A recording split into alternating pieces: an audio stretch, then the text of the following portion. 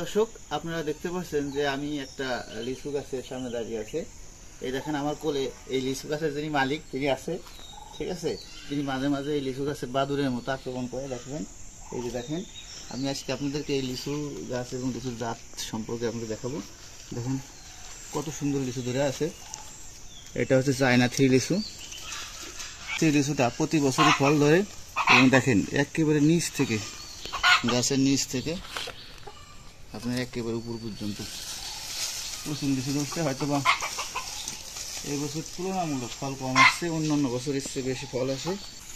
এই গাছের ভিতরে প্রচুর লিচু আছে এবং গাছের পাতার ভিতরে লিচু কিন্তু লুকায় আছে প্রচুর লিচু। লিচুটা আজ দিন 10-15 ভিতরে খাওয়ার উপযোগী হবে, তবে এখনও ঠিক একটা লিচু খাওয়ার মতো হয়েছে। এই যে লিচু যখন পেকে যাবে পুরো লিচুটা এরকম লাল হয়ে যাবে। যদি এক সাইড লাল হয়েছে, আমরা এই লিচুটা আপনাদেরকে দেখাই। দেখেন দেখেন লিচু একেবারে রসালো এবং ভিতরে বিচি খুবই ছোট এবং উপরে এই যে অংশটা আমরা খাই খুবই সুস্বাদু। লিচু খাবা?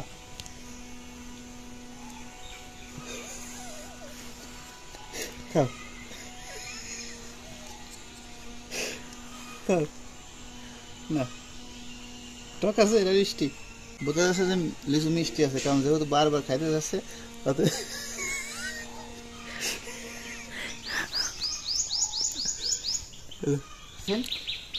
প্রচুর লিচু ধরছে।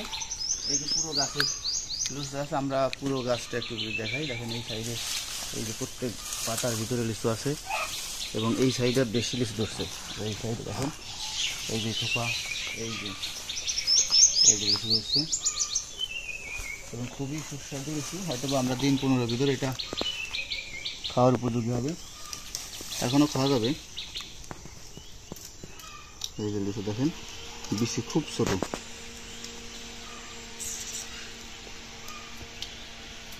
খাবা? দর্শক, এত সময় আপনাদেরকে যে লিচুটি দেখাচ্ছিলাম এটি হচ্ছে আমার নিজ বাড়িতে নিজের লাগানো গাছের লিচু। এই গাছটির বয়স মাত্র 5 বছর।